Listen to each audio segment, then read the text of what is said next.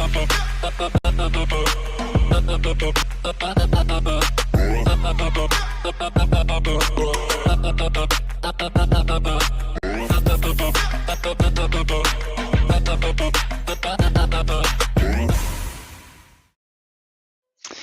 everybody, welcome to another episode of CVTV Live here. I'm Carlos from CoralVue, and today we have a fantastic guest. I mean, I've been excited about talking to this person for a long time. This is somebody that's been in the hobby for over 20 years. And even more, he's been working in the lighting industry for a very, very, very, very long time. And I consider him probably one of my best sources of lighting expertise in the hobby. If I have a question about lighting or anything to do with lighting, I usually just hit him up, send him an email or send him a quick text message, and he gets back to me real quick. So before we do get on live, I like to say thank you, everybody. Thank you, Bruce, for joining us. Manny, how are you, buddy? I have Rajendara too as well. So we are from Trinidad and Tobago, and that's amazing. So thank you so much, everybody, for joining us. This is so fantastic. I love it. I really do. It's been a while since we had a live, and it's always great to see you back. So if you like the show, if it's the first time you're seeing this show right now, please don't hesitate to hit the like button or subscribe, and then it will tell you automatically when to subscribe, when a new live show is going to come up. So without further ado, I'm going to introduce Tullio from Reef Brite. So Tullio is an amazing guy, and he knows his stuff. My God, Tullio, how are you, man? Los, how you doing, buddy? Hey, listen, you almost had me embarrassed with that intro. After an intro like that, I want to talk to myself. Yes, yeah. So, but you know what? I'm just being honest, my friend. I mean, you know your stuff. I mean, I remember back in the day, you working with LEDs and sending me products that nobody else had. I mean, you were the first one to do LED moonlights. Remember those little they look like the guy from Pixar? Yeah, exactly. Yeah. And they were great. That little light would light up my entire tank in the middle of the night back when we were all, the rave was about moonlighting. Yeah. Remember that? Yeah, in fact, I still have a couple of those laying around and they still work, believe it or not. Yeah, I used to have a couple of them, and then I sent them back to you because I said, maybe you wanted them for some kind of posterity or to keep them around and remember them. Yeah. But yeah, every now and then I go through my garage of things, and it's like I find things and I'm like, oh my God, I haven't seen this in a while. Right. Right. So Tullio, you are the lighting expert. I mean, you've done shows at Magna, you've done trade shows, you've done club presentations. Everybody in the hobby, from the big names out there, they know you as the lighting expert. I mean, your forte, your expertise is actual lighting. Well, I mean, Los, again, I really appreciate that. I get a little weird when we do the whole expert thing because honestly, we're all forever learning. We're all forever learning. That's the key there. But one thing is fair to say is that yes, I've been doing this a very, very long time, and frankly, that's why I thought it would be so fun for you and I to go live like this, because you know what, Los? You were there in the very beginning when I first started doing this stuff, 20 plus years ago, when people didn't even know what an LED was. And, people were saying that, what I was doing was everything from snake oil to name it. You were there. So I thought this would be fun. Yeah, I remember. I mean, for those people that have been around for a long time, I mean, going from metal halides to LED was a tough transition, not only because it was unproven technology, but also remember back in those days, I can't remember the name of the company that had that was actually contesting a patent. And for some time, we actually thought that LEDs would never become available on the aquarium industry because of this.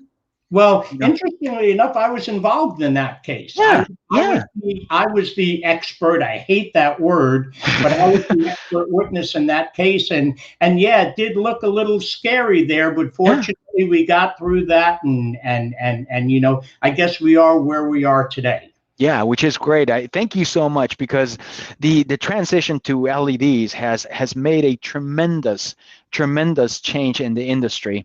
But just like everything, you know, it evolves, and Yes. technology changes, and it gets better. So you know, transition sometimes is good, sometimes it's hard. And I think we're finding ourselves in a stepping stone in terms of what LEDs have been known to do, and then to grab those LEDs in a completely different context and methodology, and apply that to a aquarium. And I know there's people out there that are having a hard time and resisting in terms of accepting this new way of handling LEDs. Well, you know, the key there, and we'll actually get to some of what you just touched upon a little later on in the talk, I'm sure. But the thing with lighting in general, the biggest mistake that I see is people tend to just talk in absolutes. Mm. And when you look at lighting for a tank or a system, think of it like a tool, meaning, Los, in your toolbox right now, how many different Phillips screwdrivers do you have? Four, five, seven, eight. Oh my Why? God. They're different sizes. They may Yes. be different. The Phillips head is a different configuration depending on the hardware that you're working with, the application, so many other factors. Well, Yeah. lighting is the same way. So if you're looking at lighting for, let's say, a cube versus a tank that may be 12 feet by 6 feet by 5 feet, there's different tools to employ. So it's that's another area where I think people sometimes, what I see is people incorrectly apply the wrong tool to a task, and then Mhm. they wonder why it's not working the way they expect. Yes. So you know what, and we had this conversation a couple of weeks ago when we reached out to you. It's like, hey, Tullio, let's get together in here. But I think our goal today is not to tell people what's wrong or what they're doing wrong, or what, because it doesn't matter. You know, there's many ways to skin a Yeah, cat. yeah. But what we wanted to do, and I wanted to do this because we always have this conversation at shows and everything, is just try to provide people with information so they can make their own um, um, uh, their own mind about a product. Don't, it's like, yes, there are a lot of companies out there that are putting reviews on lights, but let's make sure that we demand from those companies a true review where you're not testing the light for only an hour, measuring the spectrum, and then calling the light doesn't work. Because the light, at the end of the day, is just one fraction of an entire ecosystem of things that we know and things that we don't know about that make corals trigger. Oh, absolutely, absolutely. And interestingly enough, it's not just the light, because actually I'm going through this right now on another project I'm working that's outside of the aquarium industry. But so, for example, when you expose anything to light, there is a reaction because light is energy. So another big mistake I see with a lot of reefers is they put it all on the lighting. And it's actually, see, the lighting by itself, no, you need the proper nutrients and supplements and things like this, because when you change your lighting, if your alk consumption changes and you don't compensate for that, Mhm. then you're not really taking advantage of let's say the improved source or anything else like that. So lighting is really only one part of that kind of puzzle that we talk about.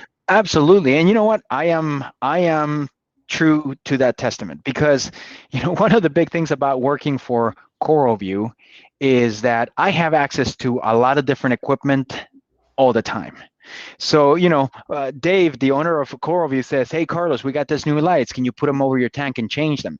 If lighting was everything, as soon as I grab those lights and put new lights in my tank, by definition, my corals would crash because of the drastic change.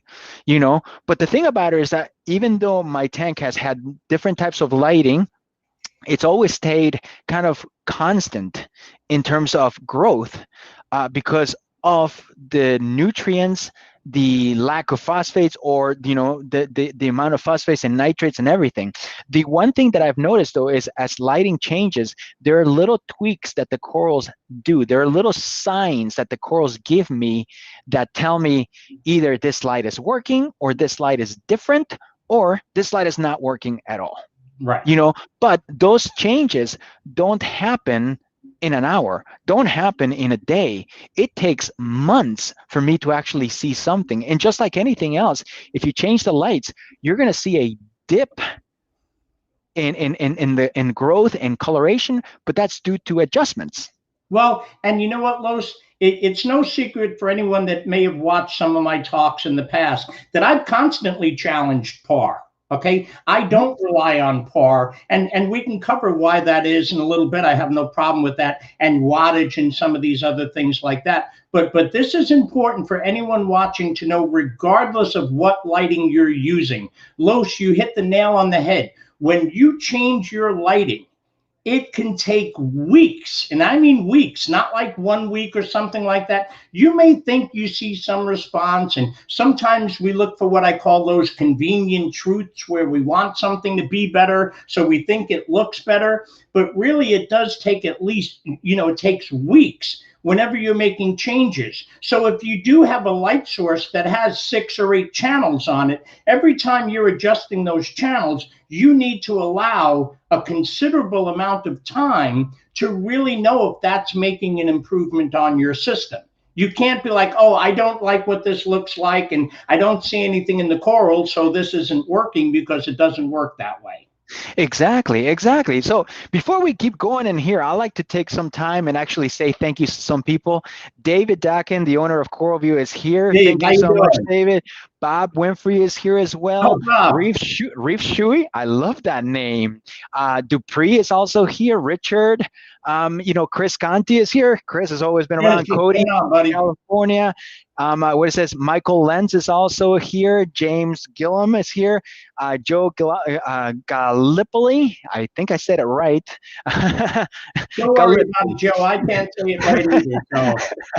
Richard Deback, always so great to see you, man. Richard, one of those days we actually need to do a show ourselves here, man. So I just want to say thank you to everybody. If you're new to CoralVue channel here, please go ahead and hit the subscribe button or hit that like button in there, and it'll tell you anytime we have a live show. And trust me, you don't want to miss it. Here guys, CoralVue, we're the biggest distribution company in America, but at the end of the day, we do these shows due to education. We all want to learn what to do. Our shows are meant to inform you and hopefully take out some of this fake news out there, the new term, of things that are there that it's just not having the correct information can really cause problems on your tanks. Well, so can I say something real quickly? Sure. It's funny, Dave, your ears are probably ringing because I gave you a compliment the other day. The thing I like about Dave and you, Los, you guys are down there in the trenches. No, seriously, hobbyists can reach out with you. They can talk with you. They can interact with you. I know with Reef Brite, for example, I promised myself, regardless of how big the company or any of this other stuff, because it's about the reefers, it is about the reefers, you'll find us in the trenches. So there was someone I was talking to on the phone over the weekend, and they knew Dave. They actually lived not too far from him. They brought him up. That's how his name came up. And I said, yeah, we're probably the only 2 people that I can think of that you can actually get on the phone or communicate with. Try that with many other companies. Good luck. I know, exactly. And that's one thing that Dave has always done.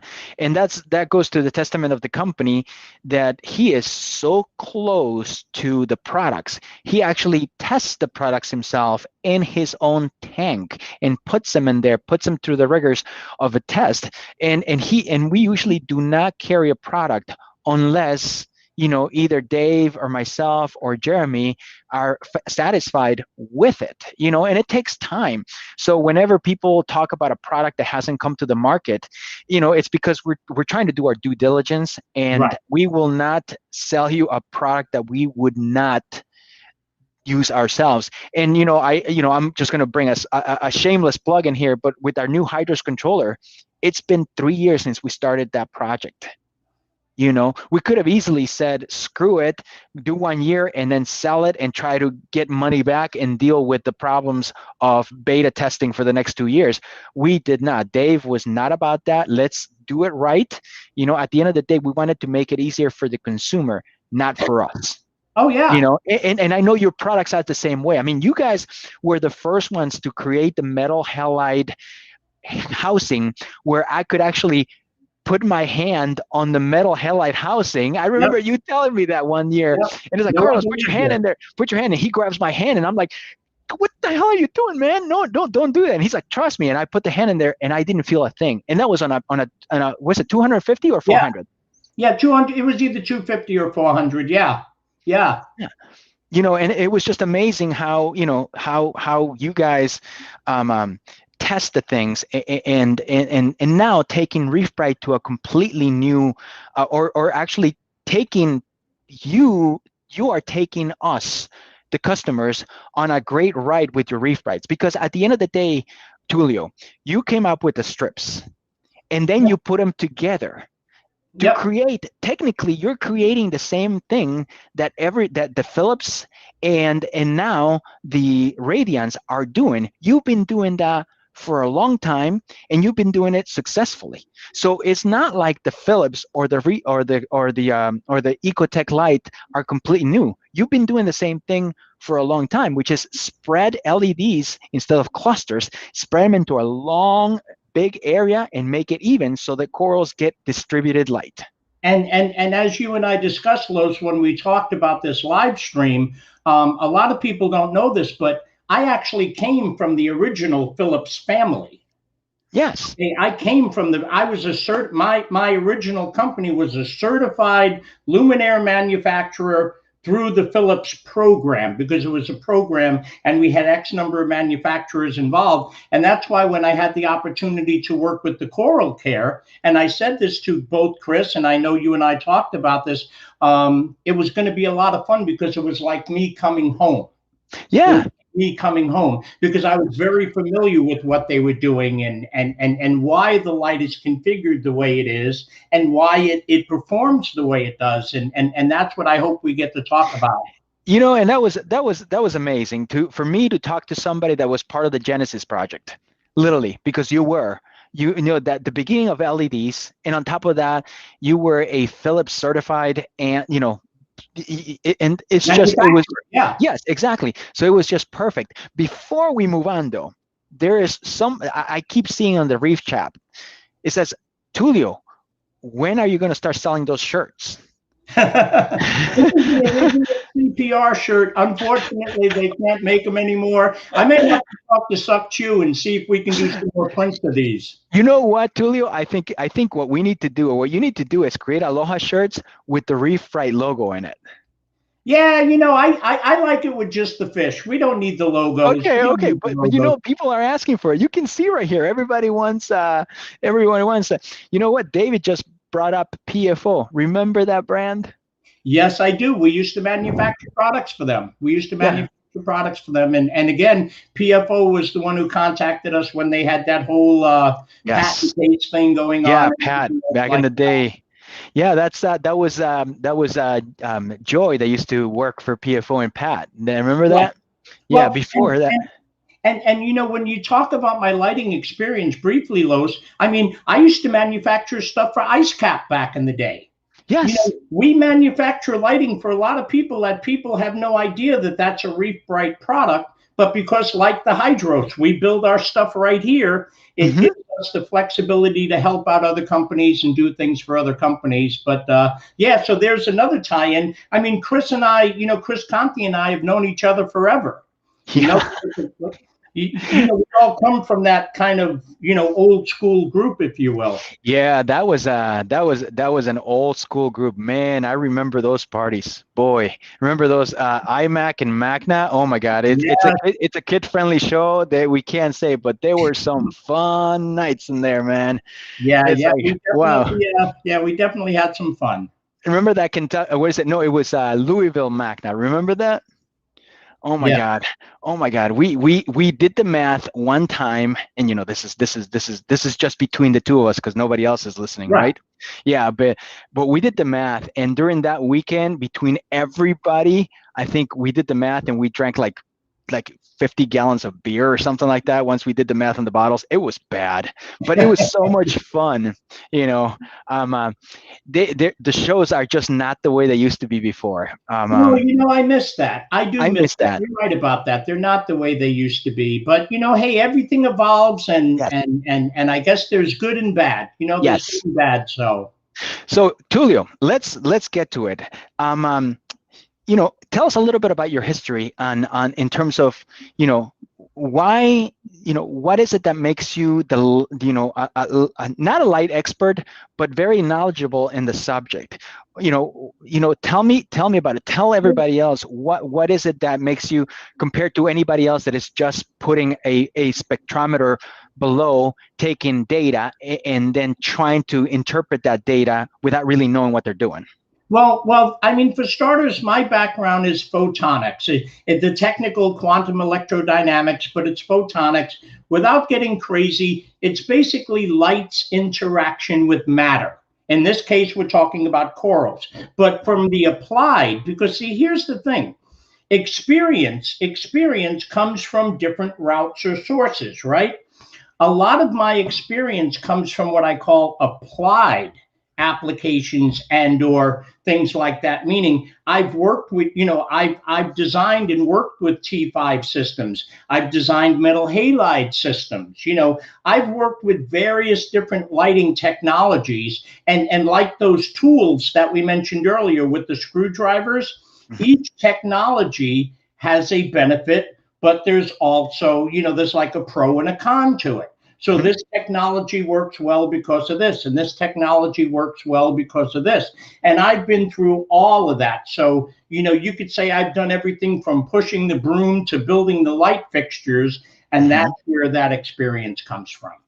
So photonics. Okay, so technically, I mean, you have not only, let me put it this way, you know what you're talking about. And I love that about you, because you are a wealth of information. You're always willing to share. And so let's get to the nitty-gritty here, Tullio. I mean, the reason why most of our viewers are here in lighting is because let's talk about PAR. Just for it, let's start with PAR, because there's a huge misconception out in the world, especially in the aquarium industry, that PAR is everything. And PAR, sometimes I feel that people consider PAR the same way we look at alkalinity, which is completely different. They're not even in the same level. So what is PAR, and why isn't it a good gauge of the efficiency and the efficacy of the light?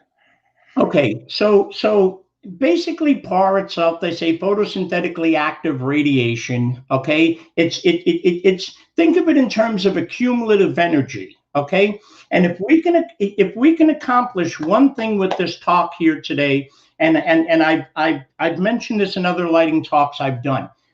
We talk about lighting, we think about something we can see, right? We talk about lighting, we think about something we can see. Well, scientifically, light is invisible. We only see it when it interacts with other surfaces, basically when it interacts with other matters. When that photon is flying across your stream of vision, you can't see it till it interacts with something else. But where it becomes really important is that it's energy. See, corals, do they have eyeballs? The corals have eyeballs. No, they don't. So they don't care what the tank looks like. They know they have basic requirements. They know they have basic energy requirements. So, for example, Los, your daily intake, if you will, you might require 2,000 calories plus. That's the minimum required energy, right, for you to thrive, let alone grow or do other things. Well, corals are no different, and light is part of that energy. So it's not what we see. When we get into PAR, things get really squirrely because, one, it depends on the sensor you're using, meaning older PAR sensors or certain PAR sensors, they only have good eyesight, what I call eyesight, between 450 nanometer and let's say 650 nanometers. And then you watch, there's a very steep fall off. Now they have other PAR sensors that are a little bit better. I believe the range is about 400 nanometers. And there are PAR sensors that go outside these ranges, even though you typically won't find them, let's say, in the aquarium hobby. The biggest problem with PAR, though, is that it's essentially, while it's measuring photons, it does not know the wavelength of the photons being measured. It's like an aggregate. So if I took a bunch of marbles, and just dropped them on the table, that's what your PAR meter is reading. But it doesn't know how many blue marbles there are. It doesn't know how many green marbles there are. It doesn't know how many red marbles there are. Oh my God. Yeah, so finally somebody explains it to me in a way that I can actually understand it. We talk about PAR, but I don't know what it is. I've done now, for example, talking about the marbles, those blue marbles possess way more energy in terms of electron volts or joules, however you want to measure that energy, than let's say the red marble or the green marble. The shorter the wavelength, then that energy level goes up. Now, this can be problematic because it's funny. I had a conversation with Dana Riddle, who I love Dana, by the way. I love Dana. I respect He's awesome. He's awesome. He's just awesome. Dana is awesome. And he had published, he put out a thing, I think it was Reef to Reef or whatever, where he was talking about daily light integrals, right? And so I called up Dana on the phone and I said, hey, Dana, listen, it's an awesome article, but there's one small problem. He says, well, what's that?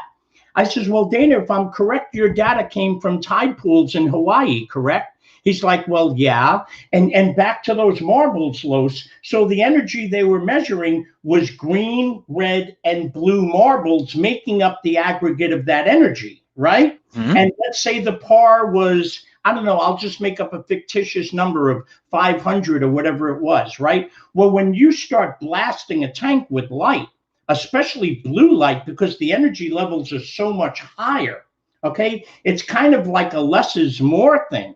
It's kind of like a less is more thing. And that was a real awakener for me early on in my lighting work, because listen, being a guy, let's be honest, more is better, right? If I put a bigger engine, well, lighting doesn't work that way because you have responses at specific wavelengths, and that's based on various balances and things like that. So more is not always better. It's being able to utilize the energy available to its maximum efficiency. That's what really makes the difference. So, and PAR doesn't tell us anything about that. So at the end of the day, the way I understand it is corals are living organisms. Okay. Yep. And you can feed them, and to be a overly simplistic comparison, it's like me taking dietary supplements, and just taking everything when I don't really need certain things, or I need more of certain things. You're just taking all the supplement and saying, I'm taking all the supplements, I expect it to be okay. When your body, each organism is different in how they, in their needs of what is needed in terms of nutrients. Same thing with coral and PAR and energy, that each coral is different based on species, based on location, based on what they've been exposed to before, So to say that, one Acropora tenuis grows better at 400 PAR, it would be kind of misleading, because there's so many out there, so many different corals, so many different strengths of it, and they come from different tanks and are used to different things. And also, so for example, stay on that thought, but so when you said that, think about vitamin D is a great example. Now, you can take vitamin D supplements, but if you're not getting sunlight, that vitamin D is useless to you.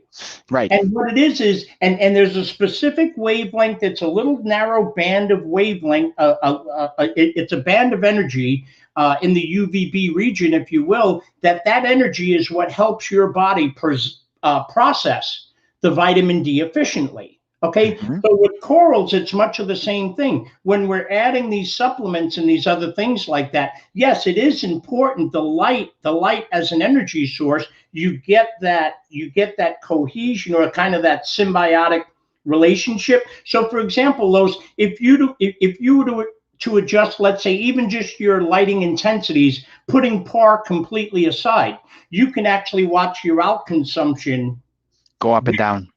Okay, so we know that. And interestingly enough, have you ever noticed there's a correlation between pH, the pH in your tank and your lights? Yes, the lights go on, the pH goes up. Lights go off, and the pH tends to go down a little bit. But see, here's an interesting thing.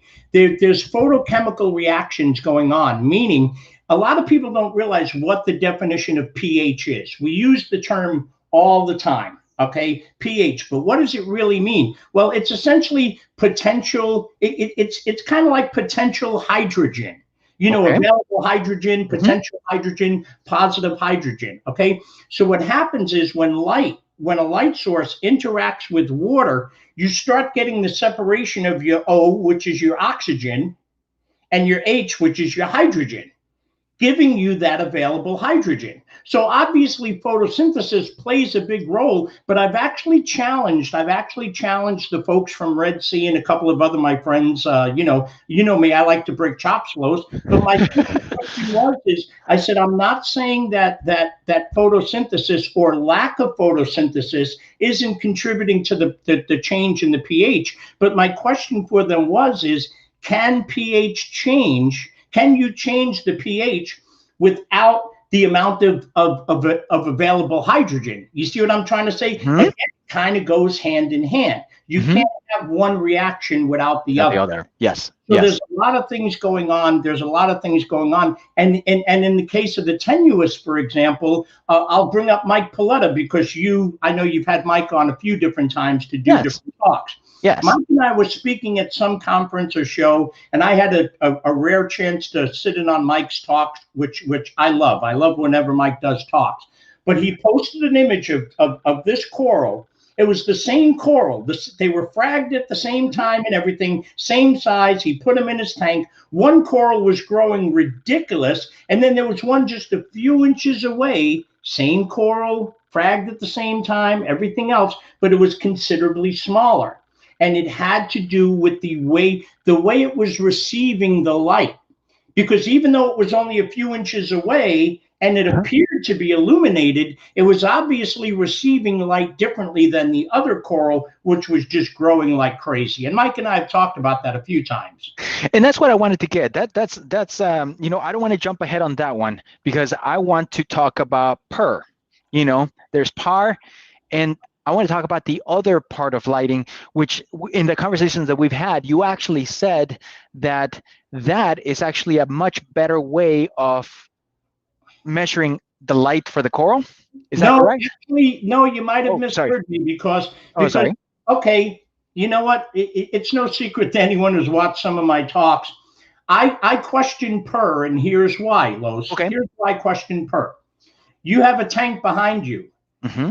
Do all of those corals respond to light in the same way? No. Nope. They actually have slightly different requirements and things like that. So photosynthetically usable radiation, right? What is that? What is that? See, we keep sort of making stuff up. Corals, and Sanjay will be the first to tell you, corals will use light anywhere in the visible range. They're opportunistic. It's not like it's just this. It's not like it's just that. They basically work with what they got, right? They literally do. They're like weeds. They'll work with what they have. So the problem with photosynthetic usable radiation is that because corals respond to light differently, we can't put them all in the same category. Because with PER, like PAR, unless we're associating specific spectral energies with these things, we're almost talking about nothing. We're almost talking about nothing because think about it, Los. It's there's no way to measure. There's no way to measure that. There's no such thing as a PER meter. Okay, that's crazy. So again, we talk about photosynthetically usable radiation. Corals use radiation across the entire band. The difference is how efficiently, there we go again, how efficiently they can absorb and utilize that energy. Okay. So here it might be low, here it might be higher. You see what I'm trying to say? But again, there is an adaptiveness. So in order for PER, in my opinion, to really work, we'd have to almost set up subgroups. Meaning the PER for this coral is this, or this family of corals, whereas the PER for this coral is this. Okay. You know what I mean? So PER is another one of those things that, and interestingly enough, think about this, Los. Would you agree that most times PER is associated with PAR? PER associated with PAR? PER and PAR. Yeah, no, not really, because you could have a lot of PAR but very little PER, right? Well, usable, you can have the radiation. Yes, technically the answer to that is yes, and that further proves the point. So, for example, there was a company. It was Senai. I'm sorry if I get trouble for mentioning them, but they sent me one of their meters to try out because I was doing a talk for MACNA. I happen to have a 395 nanometer LED sitting on my desk. So I wanted to play around a little bit. So I fired up the LED and I used the PER meter. According to the PER meter, my PAR was over my PER was over 90%. Okay. So if I based just on that value alone, I would have just took all 395 nanometer LEDs and splayed them over my tank. And if my PER is over 90%, I'm good to go. Correct. But obviously corals need more than that. Yes. So again, like PAR and PER, it doesn't give you the complete picture, and that's not an absolute when comparing light sources. You learn something every day. Wow. So let's talk about other misconceptions about lighting, because especially, my God, this goes back 20 years. Wattage. I still hear that a lot, Tullio. I still hear the question of, well, how many watts is this light? When in reality, the wattage has very little to do with the output, especially nowadays where the lights, like the Philips, the LEDs are so efficient that they don't use as much power as they used to. And first of all, you hit the nail on the head, okay? Wattage, when people speak in wattage, it's literally just power consumed. It's the amount of power that's being consumed. The amount of actual light coming out of the device is something else entirely. And then, unfortunately, sometimes I'll use the Chinese black box as an example. They totally misconstrue it, meaning you look at a Chinese black box and it says it's 165 watts. Okay. It's not 165 watts. It's 55 3-watt LEDs that they added up the total of that and said, hey, that kind of sounds good, but there's no way you can drive that fixture to 165 watts. And if you've ever worked on them or used the drivers or things like that, you'll find that it's more like 110 watts, give or take, but it's not 165 watts. So the key with a good lighting system is actually to use as little power as possible while producing the greatest amount of light. So yeah, so and I've heard this recently, especially, and we're going to get this to the Philips the Philips. Can I answer Michael real quick? Yeah, please, let's do that. Mike Schrader, how you doing, buddy? Hey, a lot of people believe that watts are watts, but there's a big difference between when we're measuring it in terms of optical sense and when we're measuring it in terms of electrical sense. So like even with LEDs, even a good LED, even a very well-designed LED system, for example, if it's pulling 2 watts, right? You're doing good if you get 1 watt of optical energy out of it. You're doing good if you get 1 watt of optical energy out of it, because the conversion is never perfect. See, and that's per the laws of physics. I can never have a gain greater than what I'm putting in. Yes. So if I'm putting in 1 watt, I can't get 1.2 watts in output. No, it's always going to be less than a watt. Yes. It's like a watt. it's a typical power. It's a power brick. That's why And they then have more an. importantly, right, and then more importantly, wavelength, especially with LEDs, plays a role there too. So, for example, if you look at a lot of your royal blue devices, or even kind of what people are calling your UV devices and things like that, they're the companies, whether it's Cree or Philips or any of these companies, if you look at the specs for these devices, they're expressed in milliwatts. It's Mm, not even watts, it's expressed in milliwatts. wow. So again, depending, whereas if you compare that to, let's say, a white LED, okay, you would have a greater amount of visible light. But again, it depends on the application, what you're using the LEDs for. There's a lot more to the picture. So in a way, Thank you.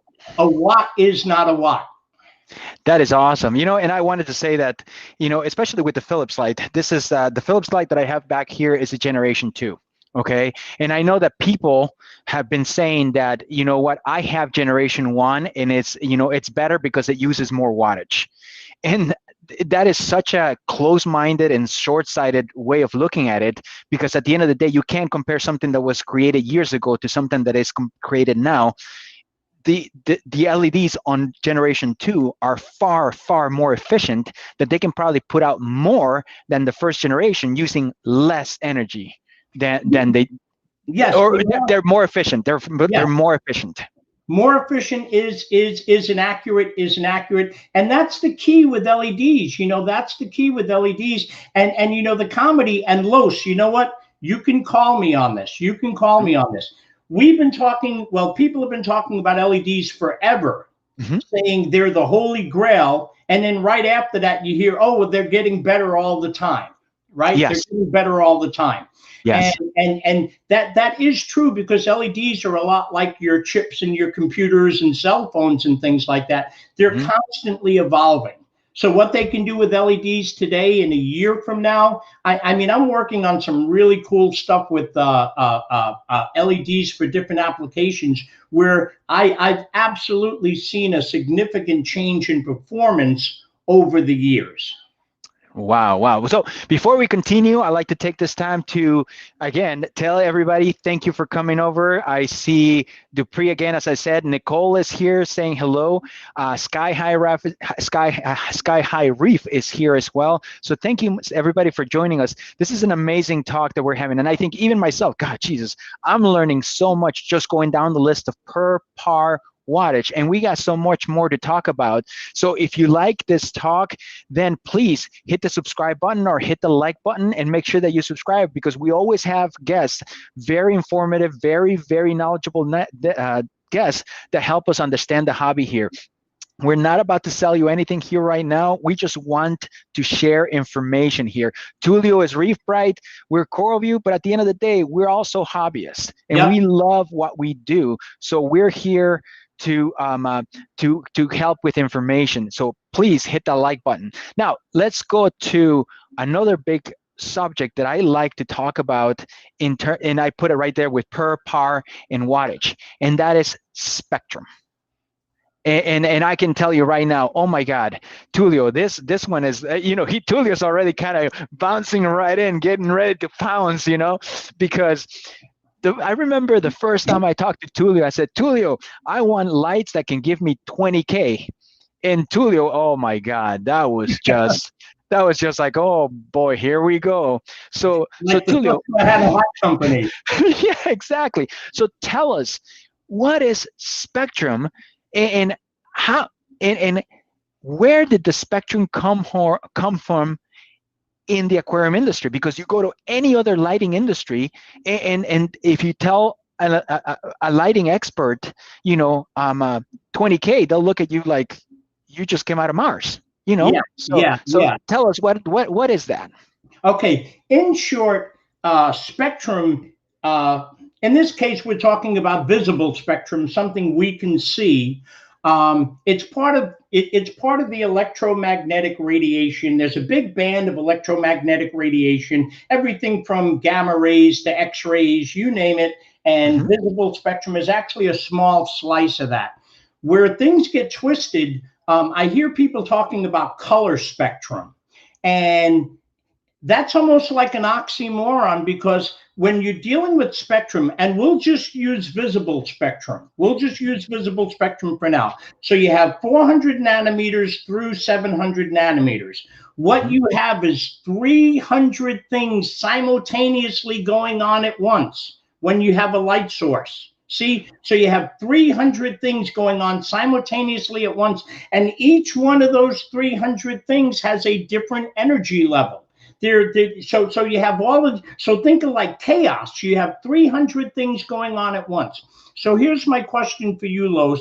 I know you're a really intelligent guy, and I always have fun with this.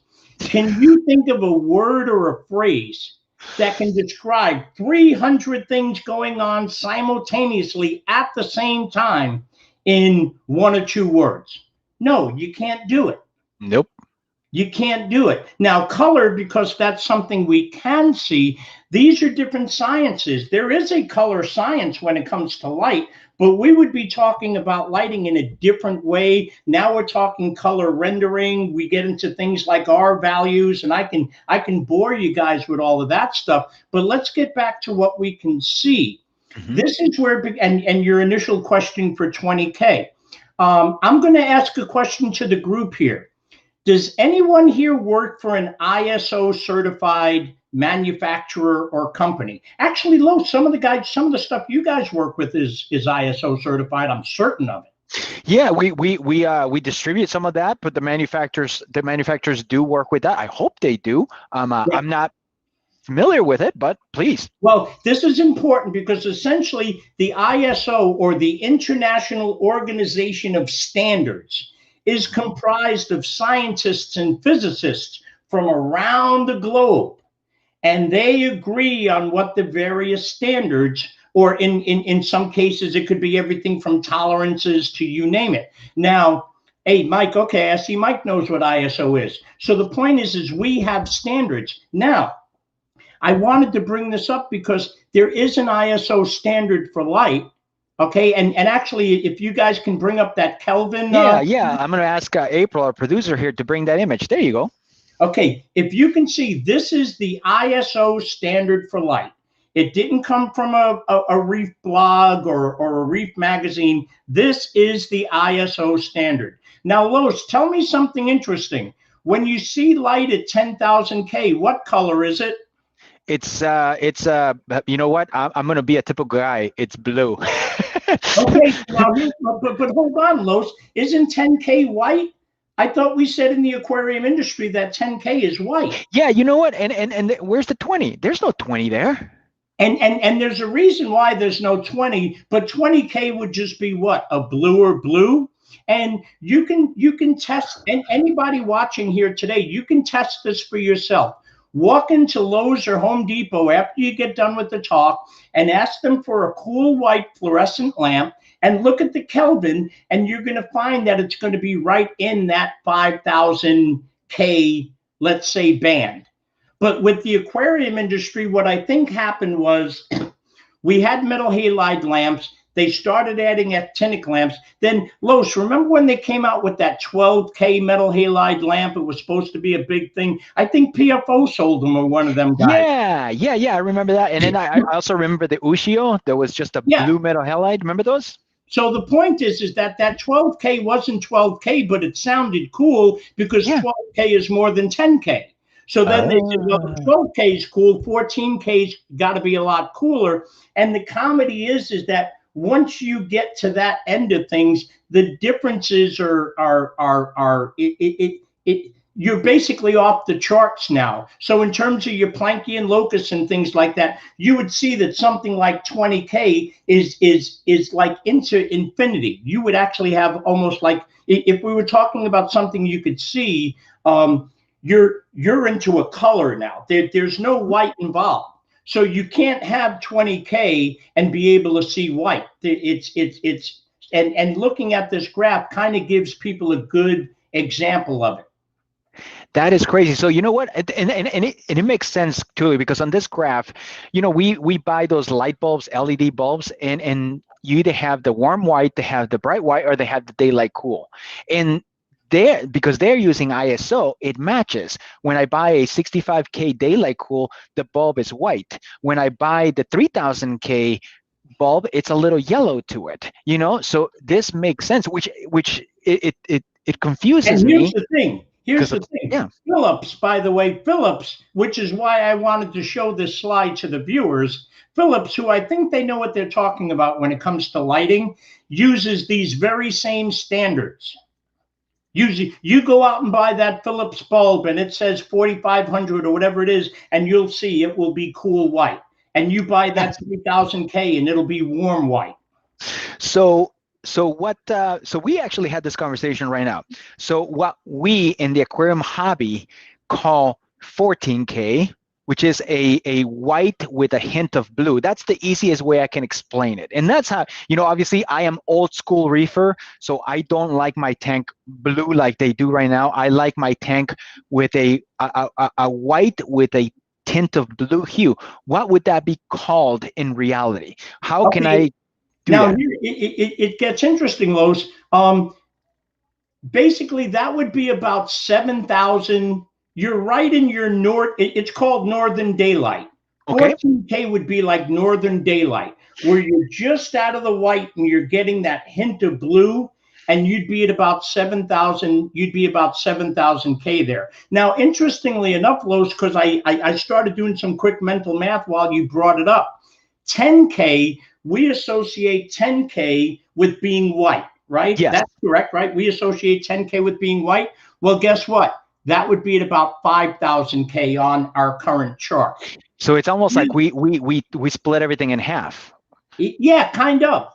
We multiplied it by 2. I'm sorry. We multiplied it by 2 factor. Yeah, and yes. where that came from, I never got that memo. Where it came from, I have no idea. But it's great that we can show this to hobbyists so that we can put it in a different light. Excuse the pun. Yes.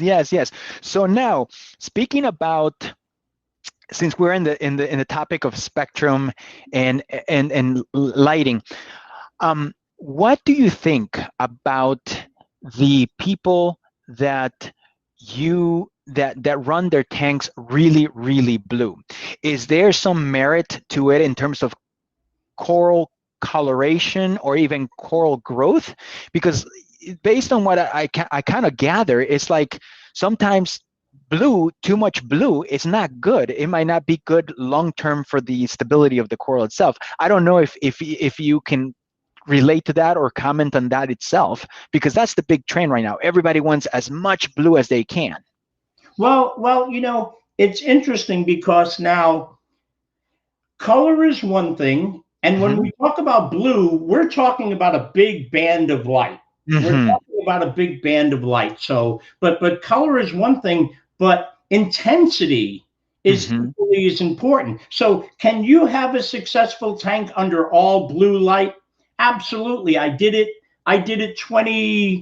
close to 20 years ago. And somebody you and I know very well, I won't call him out on this talk, but he's a great guy, said I was absolutely nuts, but I was working on a T5 bulb with the company. And so you can absolutely have a successful tank under all blue light, but let it be known that there will be, so for example, I know we have some T5 guys out there. If you're running, for example, a blue plus lamp, there is hints of other wavelengths in that lamp. It's the character. You can't get away from it. It's the way the lamp produces light. It's almost like signature wavelengths based on the mercury and other ways that the light uses its architecture to produce light. So you are getting some green.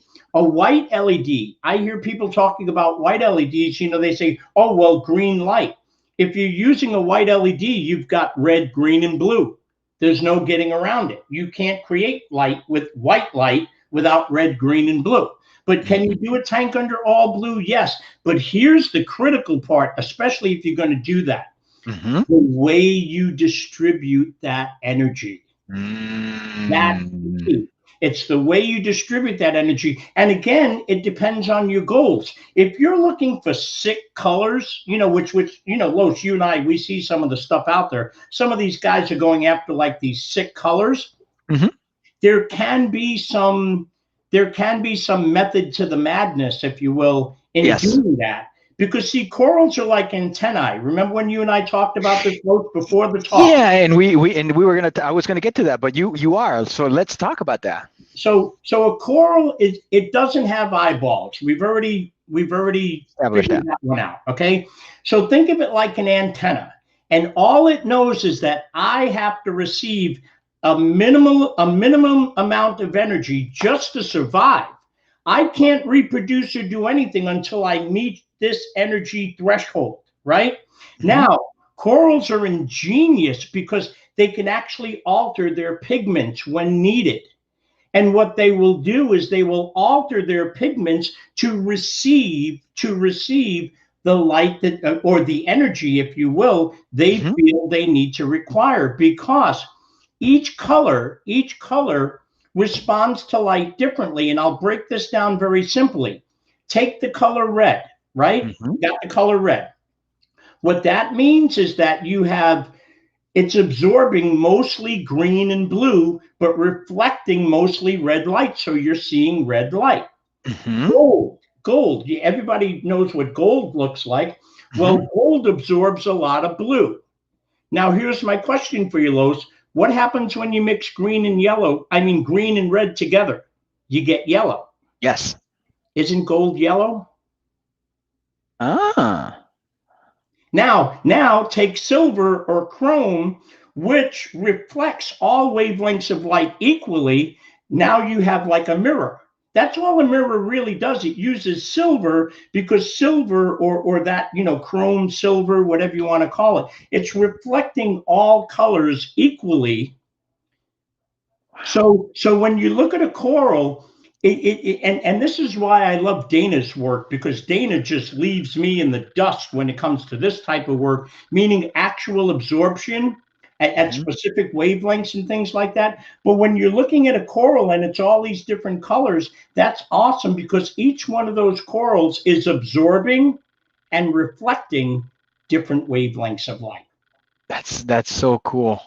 That is amazing. It's the way nature, the way nature was, whoever created it, if you believe on the higher being or something else, it's like it was just the intricacy of how everything is created. It's amazing. So it brings me to the next question, and it just goes back to the antenna. Okay, in the antenna. So using the example of an antenna just doesn't receive the signal from the top. The antenna receives the signal from everywhere around it. And it seems to me that LEDs for the longest time had been designed, or the fixtures have been designed to provide as much light possible from the top. But now the new trend, well, it's not a new trend because you've been doing this for years. Your trend, or what you proposed, is to spread the light evenly so that the coral can get light from everywhere around it and not just the top.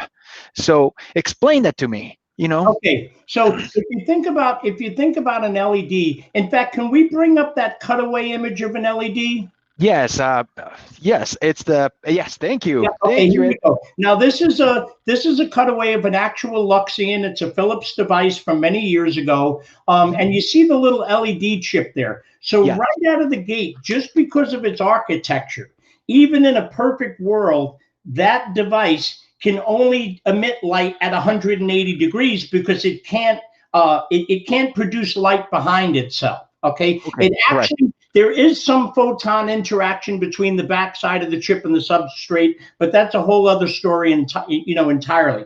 So what happens with LEDs is the best way to describe an LED is that they're more coherent than other light sources, meaning that the light is more focused. In fact, in the very beginning, 20 years ago, when I was working with a lot of these devices, even though they were used as luminaires or generalized light sources with the applications we were working at, they were classified as class 2 laser devices.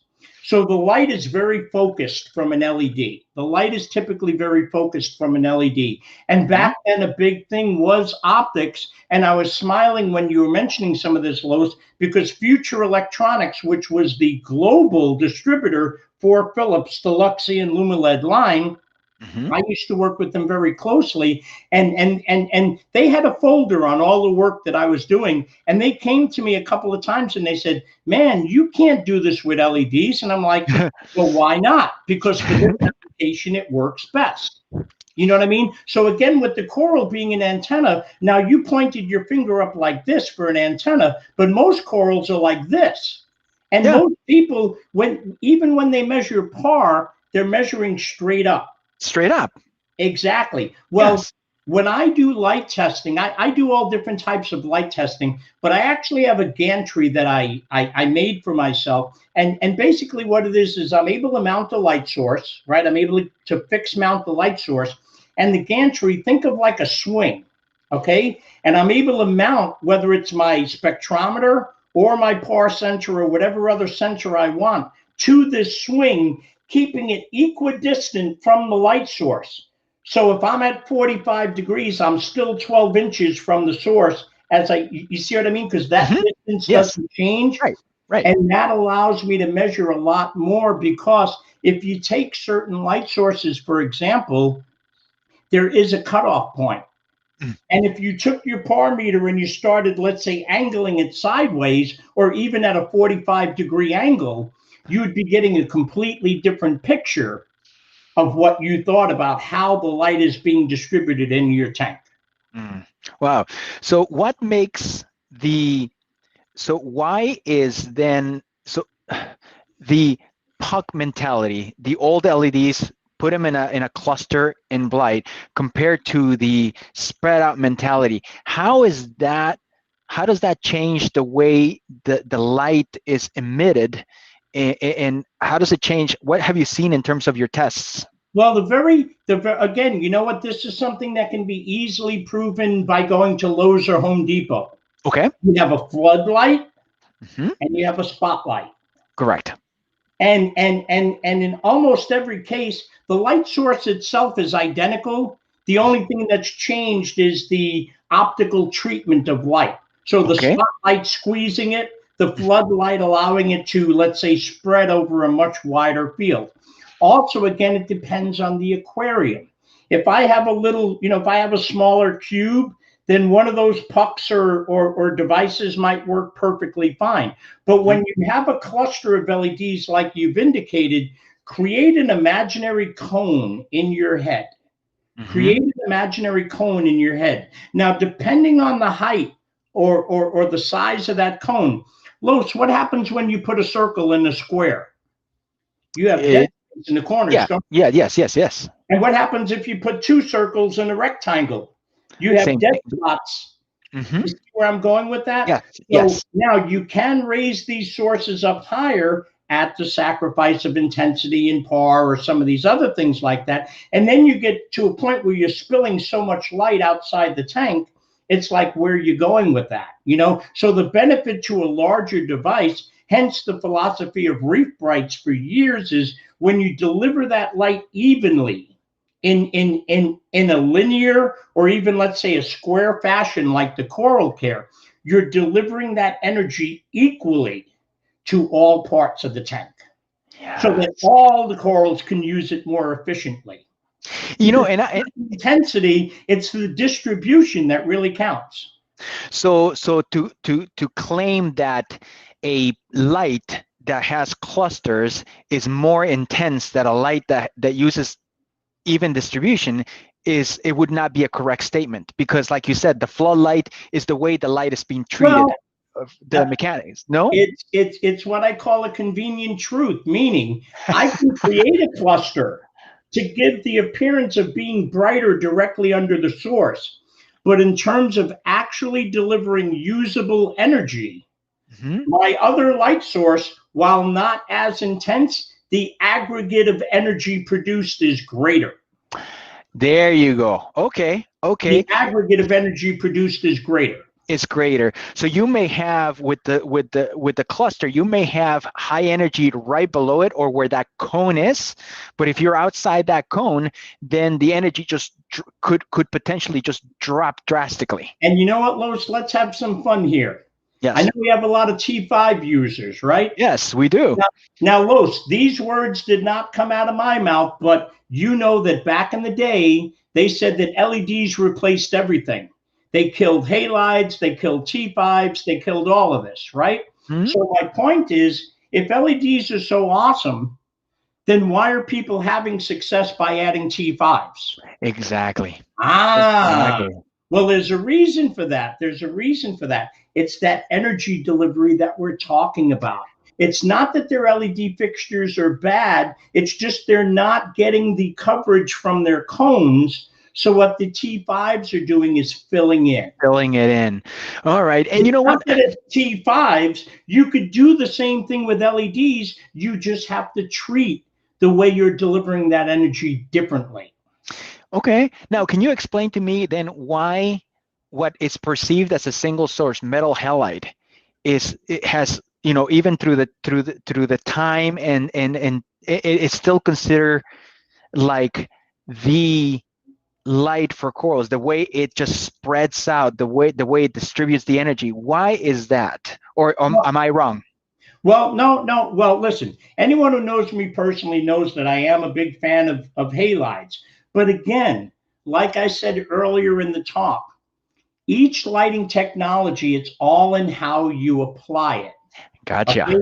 And while halides can be awesome, they're just simply not practical for all aquariums. They Yes. don't produce a lot of heat because I solved that problem. And in Yes, you did. all fairness, and Frank Aguirre and a few people can call me on this, my 250 watt metal halide uses the same amount of power of, like, let's say, a Radion. So they don't use a ton of power either. We've improved those things many years ago, but even still, it's just not practical for many aquariums, which is why I was so excited about the Philips Coral Care, because it Yes. brings a lot of the benefits of how that energy is being distributed in something that's applicable and usable over a wide variety of tanks. Yeah, I've noticed, and you know what, the people are saying that PAR, that the Philips Coral Care doesn't have PAR, enough PAR to grow corals. Yet, just like you said now, and everybody does it here, we're still trying to add T5s to stuff. And if you go to Europe, the amazing coral, the amazing SPS tanks that they're doing in there with T5s, it is just crazy. So to say that one light is not going to grow coral because of PAR, it seems a little short-sighted, because it doesn't translate. There's so many ways to skin a cat, and I've seen, and we even talked about this just before we got on live, is just like there's no right or wrong way of doing it. It's just the application. Oh yeah, absolutely. It is the application, and one gentleman commented that a watt of heat is a watt of heat, and they are absolutely correct about that. Okay, heat is wasted energy. Okay, Yes, period. yes, Heat is yes. wasted energy. In fact, it's also expressed in photons, by the way. A lot of people don't realize that, but we feel it as heat, infrared, whatever you want to call it, we feel it as heat. So heat, a watt of heat is wasted energy. Now, there's the key right there, Los, because the more efficient you can get a device to operate, the less heat produced. And when you make a device more efficient, what you're doing is you're converting a greater amount of the input, in this case, electrical power from the wall, Into the into, output. let's say, light output. So what we did with metal halides, for example, it's not magic. We were just able to make a more efficient system to convert more of that energy that was typically wasted by older halide systems and lost, and converted that into light. And so again, with the Philips Coral Care, what they've been able to do is they've been able to take the energy they consume and create a good deal of energy, usable energy out of it. Now, when people talk about PAR, I mean, your average, I believe the average going thing in the hobby is like 75 to 150 for your LPS and 200 to 350 for your SPS. Yes. I know for a fact that the Philips falls well within those parameters. Exactly. So now the key is that where the Philips really shines is how evenly it distributes that energy. And you kind of bring me into that subject, because I wanted to I wanted to touch upon we're talking about the delivery. We're talking about the way the lights spread and, clusters against, even distribution. But at the end of the day, what does that even distribution do to our coral growth?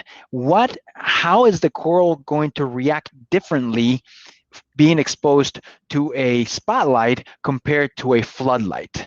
Well, for example, I'll use and again I apologize, guys, because anyone who knows my talks, I don't talk about Reef Brite, I talk about light. But this gives us a great example. I will use the Reef Brites in this example. So we had these add-on kits that a lot of people have seen. And what I noticed time after time, and this was customer statement, not something that I asked them a question or I was trying to like fish for a compliment or nothing. The observation that I made was that they found by adding the Reef Brites that their alk consumption actually increased. Now, it's easy to say, hey, that's just because the XHOs are so awesome. What it really translated to was that areas of the corals that weren't receiving as much energy as they would like are now receiving that energy, hence the increased alk consumption, which, as you know, Los, if you're getting a higher alk consumption, that means your corals are typically growing. They're using that alkalinity. Yes. And that's what the T5 guys found when they added the T5s. They were getting light. It wasn't the T5. I'm not knocking T5. I think they're great for the people that use them. But scientifically or optically, it's just that they were getting light into nooks and crannies and crevices that previously wasn't being gotten to before. And I wanted to get to that point because this is something that I've noticed myself on my tank in my aquarium itself after I switched over to Philip lights months ago. And after the adjustment period, okay, because there was a little bit of an adjustment period. But what I noticed is that I had, very, very good, and there's still very good lights out there. I had the Spotlight, very good lights out there. And you know what? They grow corals. I'm not going to put them down because, they were fantastic. They did well. But my corals were kind of growing, but they were growing upwards and they were like branches, just branches coming up. I wasn't having that. We've been around for 20 years in metal halides and T5s. We don't have that ball with full of branches. It was more like simplified. And I always attributed that to flow. And I even talked to Mike Paletta about this, so you can listen to the talk that we've done. But Mike Paletta is like, I thought, because Mike Paletta, when it comes to flow, Mike Paletta loves flow. He swears by it. But he said that it's not just flow. It actually has to do with the way the coral, the antenna, is receiving that light and all the angles they're coming from. Can you talk about that for me? Well, yeah, it gets back to, again, I can't really do it good with my hand, but if you think about an imaginary aquapora, how they have all these different branches and things coming on there, right? Well, if you think of light just coming straight down on it, it actually, the branches become its own, what I call stops, meaning that it shadows itself. The coral shadows itself. So it's important to get light coming in from this angle and as many angles as you can, because the surface area, your coral has a surface area. It literally does. And that surface area is a lot larger than you think. So the greater the area that you can get that energy, that light energy to in terms of surface area, the greater the amount of performance you're going to have, whether it's growth or otherwise, because now it can use its entire surface area more efficiently instead of trying to work with just the stuff coming from the top and kind of making it work. That's a good point, because I was going to tell you, my corals, once I switched to the Philips and then the transition was over and they adjusted to it, what happens is they stopped going up. They stopped getting taller. But what they did is they started getting wider, and I saw a lot of little branches starting to spur off from the sides, from the places where there was not enough light again. And that's a great example right there. Look at that. It's just once I switched to the Philip lights, you can see all the branches are getting more and more and more it's getting fuller, and we can go through more pictures if our producer goes back in here. And Oh, that's a length eye. But here, take a look at that. They're just, the corals are losing their branch up, and they're just sprouting all from the sides. And if we can go to, if we have more pictures, hopefully we do. Here's another one, and you can see this lemon. That's a Ganipora. But if you go back, April, go back to the picture before. Okay, this is a pink lemonade, and it was just branching, and all of a sudden now it's got little branches all over the sides, and it's getting fuller by the minute. And that's the type of growth that I'm getting with the Philips that I wasn't getting with the other lights before that. And Right. it just. And it wasn't that, you know what, in all fairness, it wasn't that the other lights were necessarily bad. You would just need more of them in aggregate. You would need more of them in aggregate to get the same coverage performance. And that's something I try to speak to people about all the time. They might say, hey, this light is expensive. Well, no, it's not, because when you look at the area that it covers versus the other lights you may have to purchase to cover that same given, let's say, working area, it all basically equates to be about the same in the end. And that brings a great point, because I used to have four lights of the ones before that. They were four, and they were, because the manufacturer's recommendation was to place them 12 inches apart, center to center. So my tank is 60 inches long. So the math was just, they're perfect to put four perfectly lights. And then I replaced them with only 2 of the Philips. And then, and it was just better, Right. Oh yeah. Oh yeah. So I guarantee you, if you look at the retail cost, you probably cut yours by half. Meaning, for the other lights, retail might have been $3,200 with the Philips. So you actually cut your costs. Yeah. And so now what I've done is, and thanks to you, because it's like, I have the Philips, Tullio is there. So Chris, CoralVue contacted Tullio and says, hey, Tullio, we got this amazing Philips lights in here. Do you think you can create a bracket for the lights so they can put your Reef Brites over it? And my God, you delivered, my friend. You delivered. They were amazing. It looks like the light was supposed to come with it. It was made for it. It's like the engineers made it. I mean, I cannot think of anything that melts and integrates into the original light so well that you can't tell the difference, that they're 2 different lights. It's amazing. And by the way, Los, thank you very much. I do really appreciate that, because we did put a lot of care into that, because again, the Philips light was very personal for me, Los. Like I said, it was like going home. It really was like going home. And as such, now the bar had been set higher, because not only was I, creating in this, let's say, for you guys, but I knew that at some point Philips might even see it. And if it's me creating it, then I better well do a damn good job on it. Because, you know what I mean? So I really did, and we were very, very happy with the design, and even more happy that we were able to accomplish what you had hoped out of the kits, which is what was really important. Absolutely. So we're at about an hour and 20 minutes on this talk, and I mean, time is flying great. Tullio, I love this. I want to take some time to thank everybody for coming over. I mean, like I said, Chris, Michael Schrader, David Paulson is here. Yeah, hey guys. I know Sam Parker is here as well. So thank you so much for joining us. I am proud to say that today we're not trying to push a product. We're not trying to sell you anything. We're just having a candid conversation about lighting, and kind of, unraveling, decomposing, light into something that we can understand. Here's another subject that I want to talk to you about that it keeps coming up, especially with LEDs. UV. UV. Yes. Okay. First of all, most of the LED devices that claim to have UV do not have any UV at all. And to make it clear, we do make UV versions of our XHOs, but the standard XHOs do not have any actual UV in the XHOs themselves. And there's a reason for that, by the way. Okay.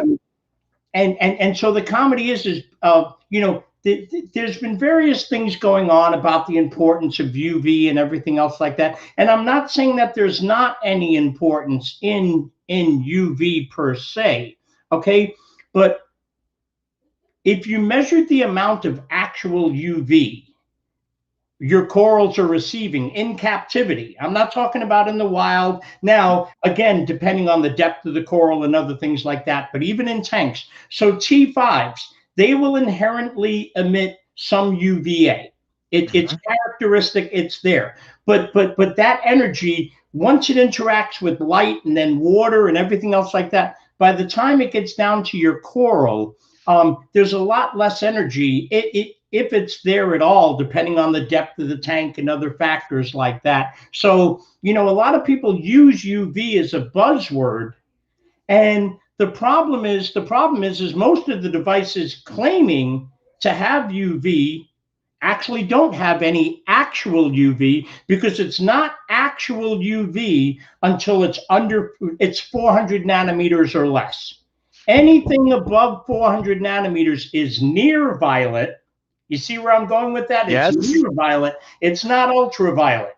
They're Ah. trying to move the goalpost like they did with Kelvin. So if it's not under 4, and this is science, guys, this is not me making this up. If it's 400 nanometers or less, it's UV. Anything anything above that 400 nanometers, especially, it's near violet. It's not UV. Okay. Okay. Well, you know, before we continue here, I want to say Dave did it right, just purple light. Yeah, exactly, Dave. I want to say that if you're watching us on YouTube, I think we've had a couple of technical difficulties with the comment section. So please head on over to Facebook and come on over and join us here. I know some people like YouTube, some people don't like Facebook. We did not do that on purpose, guys. It was just a little bit of technical difficulties in the middle of the show. This is what happens when we have live shows. So just for today, if you want to leave comments, come on over to Facebook, join us at facebook.com CoralVue /CoralVue Aquarium Products, and you can come in and join us and join the comments. Otherwise, please enjoy the show. We're continuing here about lighting, because this is such an intricate topic. I mean, it's like, when you really think about it, Tullio, in the last hour and 25 minutes, we've talked about lighting in a way that it makes sense to me. I mean, everybody in here can tell you they've learned something about it, and it just equips, it gives me the power to make a more educated decision and not just go by some company out there that tested the lights for an hour and says, oh, these are no good or these are really good. You know, you can't do that at the end of the day. You have to do proper testing, or at least you have to hire somebody that knows what they're talking about. Well, you know, the problem, Los, is I don't think anybody, how can I explain this? It's not that anybody's doing anything wrong. They're basing it on the information they have at hand. Okay. And again, I've always, you know, anyone who's ever come to one of my lighting talks will tell you that I've always challenged that information. And two, interestingly enough, the core of my story or discussion never changes. Why? Los, have the needs of corals changed in the past 1,000 years? No, they have not. No. In the past 100 years? No, they have not. Only our understanding has changed. Yes. And now we're better able to address those things. The science of light, the physics, the actual physics behind it all, it doesn't change. You know, in fact, the Hubble Space Telescope can tell you what's going on millions of light years away, can tell you if a celestial body is moving away from us, coming close to us, what the gaseous content of the atmosphere is, just all by light, measuring the light emitted. So don't tell me what's going on in a few feet of water is any big mystery, because it's not. Unfortunately, because we've been sidetracked for so long by Kelvin and Wattage and CRI, and these are not quantifiable, because in terms of the ability, if you will, to the corals. CRI means nothing to your corals. You know what I mean? Kelvin, even, because I can put it this way, Los, I can show you 3 light sources that scientifically are classified as, let's say, 6500 K. But if I showed you the chromaticity chart, Mhm. they would be completely different. And Wow. they would look different to the human eye. So again, Kelvin and all of these other things like that, they're not absolutes or par or wattage. You really have to base it on the light source itself and the Wow. quality of the light source. Wow. So wow, that's amazing. Now, Tullio, when we sent you the light, the Philips light, you were able to open it up and take a look at what's in there. And what did you think about the hardware itself? Do you think Oh, what do you think Philips did in there? I think the light was constructed very well. I think the light was constructed very well. And of course, I actually took it apart because I was trying to figure out attachment points Hmm. because the light is IP65. Yes, And I had to make the kit. The kit had to be designed so that it wouldn't disturb that IP65. we appreciate that. No, that's just the way it is. That's the way lighting works, and so I couldn't disturb that IP65. So I literally took it apart to see what was going on, as to not mess with any of the IP65 ratings on the light. And basically, what I came up with was a kit that attaches without any hardware. So we don't disturb any of that IP65. There's no hardware involved. It literally sits right on the light and integrates with the light. But no, I mean, the light is constructed very well. It's designed really, really well. Obviously, there's an O-ring in the glass. Hmm. There's an actual physical O-ring with the glass, Yes. and so moisture and things like that are not a problem. I was really impressed with the design of the light. What kind of LED diodes did they use? I mean, are they top of the line? Are they good? Is it good hardware? What do you mean for the Philips light? Yeah, for the light for the. Absolutely, absolutely. Because they would either be rebel based or see, Philips. You have to understand something. Okay. Philips has access to whatever it wants. Okay. They do. Many years ago, I think it was 10 years ago, Philips contracted me. I sent you the thing on that, Los, with the world's largest chandelier, where Yes. Philips said I did what was never before possible and all of that. Well, I went back to Philips and I said, okay, guys, if you want me to pull this off with your technology, I want the good stuff. You better open up the stashes and give me the good stuff. And that's how we were able to pull it off. So no, yes, the quality of devices they use for the Philips Coral Care is definitely top notch.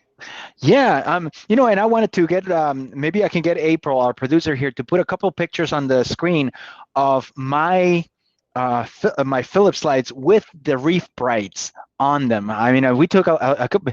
Take a look at this, guys. They look like they have wings. I mean, to me, they look like Star Wars, Star Trek kind of a thing. And it's just amazing how much of a kick, how much of a giddy up the Philips, even the Philips got when I attached those Reef Brites to it. Tullio, what you've done with those Reef Brites for a 17-inch, I think a 17-inch strip of lights, oh my God, you pack a lot of power into them, and a lot of and the efficiency is so high. I think you've done some testing in terms of how much on other fixtures your Reef Brites have actually increased the Yeah, yeah. lights. I try, you know what, Lois, and I say, in fact, a lot of times when people will message me or ask me about a Reef Brite device, I'm also very conservative, if you will. Many times I probably give them less credit because I just don't want to be like, hey, this is the greatest thing since sliced bread or anything else like that. But the greatest example, and this is why I was looking forward to talking with you, Lois, is you had even said yourself that when you put the Reef Brites Mhm. on your Philips, you had to increase the whites by 50% to Yes, bring that balance back into where, because the Reef Brites were adding so much light. they And were that's adding. the telltale right there. I had a friend of mine come over and take a look at the Philips lights, and he could not believe how blue, and you know, this is my friend Connor, who's not here today. I don't know if Connor is here, but he is a huge fan of blue. He's the type of guy that will put it looks like you have black lights at home. And he loves blue, and he just could not fathom how blue the tank was with the Reef Brites and the Phillips running. And then and he actually enjoyed, his girlfriend came over with him, and his girlfriend actually likes the tank better with the northern daylight than she liked with the blue, which was pretty funny to say, because he texted me, he's like, man, I think I'm gonna have to change the lights because you know she likes the white, you know. Right. And but it was funny, and he was just impressed on how blue the whole combination was. And I had a hard time. I mean, this is one of the things that people are talking about, and we're talking about color. I had a hard time with the Philips light when I first got them, you know, because the Philips light, the combination of two channels, it just doesn't, you know. It was, at first, my tank looked very yellow. It almost looked like an Iwasaki color. And we talked about this. It's like Iwasaki with yellow. And then Jeremy, who's another guy, you know, one of the guys that works here at CoralVue, he said, Carlos, do the following. You know, it's like, bring back your lights to what, you know, the color that you like, you know, and then, you know, next tomorrow, bring the whites about 5%. And then next week, bring the lights about 10%. And a few days later, bring the lights up and bring the lights up. And what happens is, visually in my head, I was getting used to the color of the light, to the point where I was able to carry it with, you know, and increase the potency, the energy coming down, and still have the color that I wanted, by going slowly acclimating my brain and my eyes to the blue, instead of going from, sometimes what we try to do is, sometimes we plug the lights, we turn them on, and we expect them to be the color that I want right away, without knowing that our eyes, just like when you wake up in the morning or turn on the light, our brains has to acclimate to the new color. It's funny that you said that, Los, because there is such a thing as what they call photopic and scotopic vision. The difference being bright, let's say a bright space versus a dimly lit space. And it can take your eye up to a half hour. It's called adaptive eye response, okay? If anyone's ever bored, just Google it, adaptive eye response. It can take up to a half hour to your eyes to adjust to changes in light, depending on what those changes are. And a lot of times, if you think about it, the reef room is typically dark with the exception of the tank. And now you've just changed something. So your eyes are especially sensitive to that. And it can actually take some time for the eye, if you will, to get used to that. So that absolutely makes sense what Jeremy said. That was very sound advice, if you will. Yeah. It's like, I you know, it's like, I was like, you're right, Jeremy. I didn't even think about that. And I went and I did it. And my Philip lights are running pretty high intensity on the whites.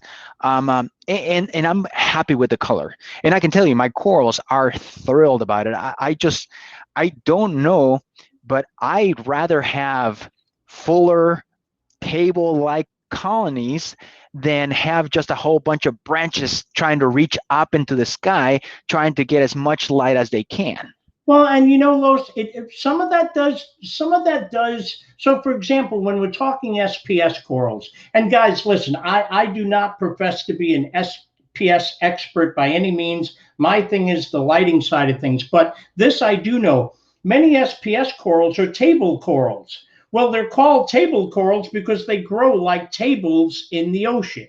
Okay. Mm-hmm. You do have some of your, like your elkhorns and some of the other things where they'll be more, you know, where they'll grow up like this per se. But even then, you know, flow does play into it. Sometimes also real estate plays into effect, meaning, you know, what people don't realize about corals is that they're evil.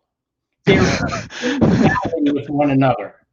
Yes. Pretty, but they are evil. They are evil. And they're at war with one another for real estate in that tank. So a coral in many cases will say, hey, I'll grow out this way instead of expending my energy to try to fight with the coral that's over here.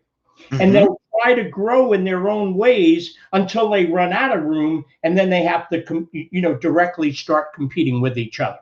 Wow, that is amazing. Tullio, I mean, this is one of the best conversations I've had just about it.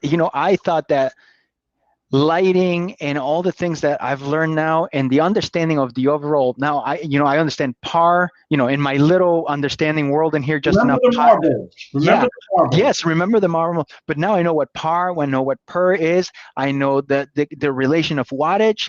I know temperature, kelvins, ISO, and how marketing people have decided to create this thing for everybody else, because at the end of the day it sounds like marketing people are the ones that did it, sorry. And UV, and it's just such a great talk.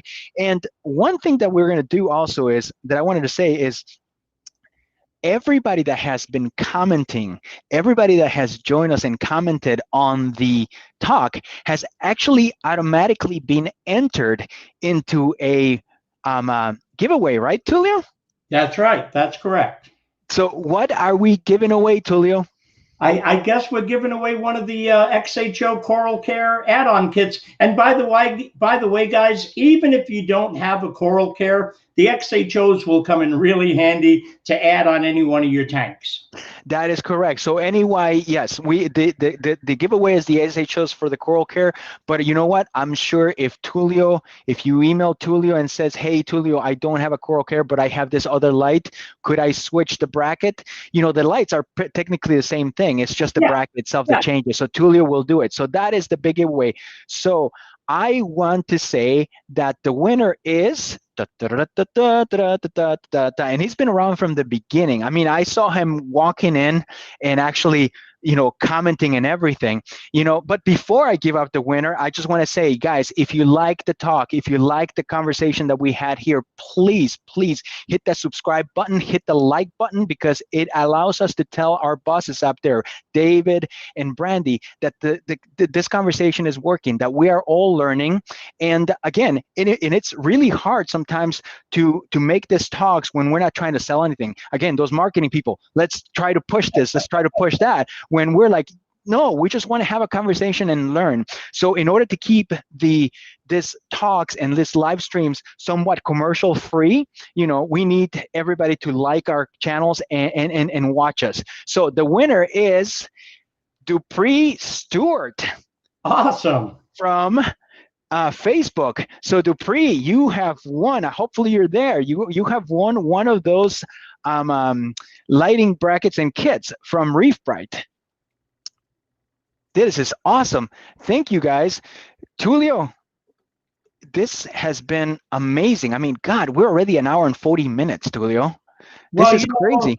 I know we probably have to cut this off at some point, but honestly, what makes it so easy, Los, again, is that you and I just go so way back. It's just like we're just shooting the stuff, and everyone's along for the ride. I met Tullio through Joy, who now works at Reef Brite. Before, she was working at PFO, and before that, she was at Harbor Aquatics, just downstate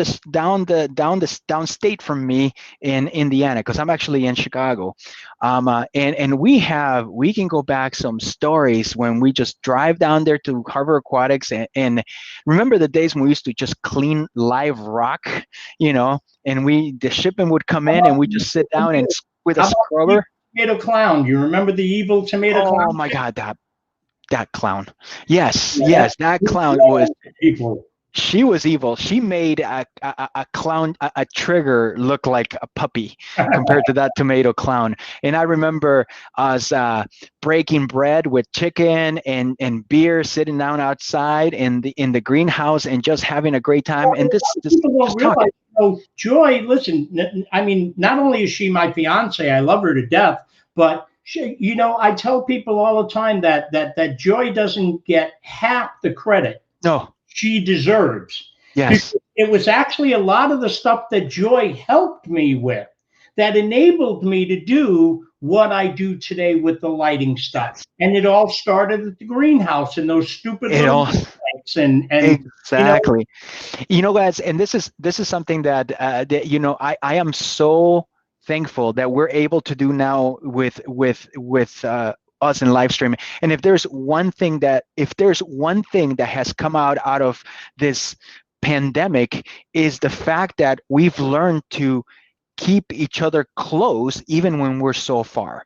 And I remember doing this with Tullio. Tullio and I and Joy and Phil and the whole crew, we used to sit down around the bonfire and just talk like right now, and just talk while having a couple beers. So having that back of being able to talk to you and just sitting down, even though you're in Florida, I'm in Chicago, it just brings joy to my heart. It's just like coming home. and you got David Polson who wants us to play a couple of songs on the guitar. I know a shred. David has been there around. I mean, Dave used to come down, and I remember the booze cruise, we used to call it. Yeah. So, thank you so much again for coming to join us. I think we need to have you back one day, because I'm sure we can. I mean, there's so much more about lighting that we can talk, and we can even specialize it to the point where we can really, really learn.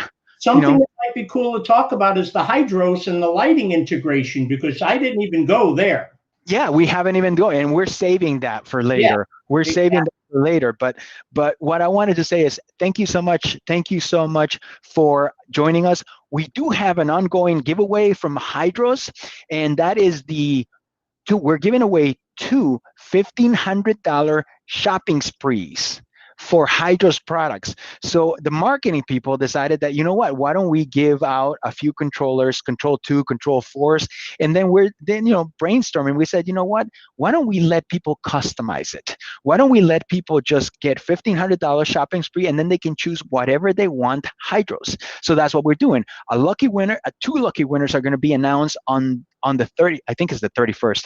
Quote me if I'm wrong. My producers are going to check right now. But on the 31st, we're going to give away two $1,500 Hydros shopping sprees to some winners. And our producers are putting the links on the channel right now to make sure that you know how to enter. Entering is very easy, and I think there's 12 different things that you can do to enter, and you can enter multiple times. So it is going to be fantastic. It's going to be a great control. And there you go. My producer just put that link in there. So make sure that you click the link and register. It's $1,500 shopping spree. Again, thank you, Tullio, for joining us. Thank you, Tullio, for your time. Thank you, Tullio, for your knowledge. I mean, God, I learned a lot today, and I really appreciate that. Well, one before we leave, I gotta say hi to my friend Frank Aguirre out of Canada. Frank's a good guy. Los, have you ever met Frank? I don't. You know what? I am really bad with names, so I'm really good with the face, but names are. Yeah. Remember, he builds and designs awesome aquariums and setups out of Canada. And also, listen, I'd like to thank Dave the Aquin and you guys for having me on. It's been a lot of fun. I really appreciate it. And like I said, Los, it's just. It's been such a great time to just talk like old times. Yeah, it is. So thank you so much for joining us. I want to say thank you to Jeremy Reichel for images. I want to say thank you to April for being the producer and doing all the work ahead of time. I want to say thank you from David Dakin and Brandy also, and all the staff at CoralVue. Also, thank you from Reef Brite and Tullio and Jack and Joy and everybody at Reef Brite. We love working with you guys. It's been a lot of fun. If you like our feed, if you like our videos, if you like our streams, please don't forget to sign. Don't forget to subscribe. Don't forget to hit that check mark, or don't forget to click the thumbs up. Your support makes the channel happen. Until then, thank you so much for being around us. Stay warm because it's winter now, and then we'll see you next time. Thank you so much. 80 degrees by me. Take care, everybody. Take care, everybody.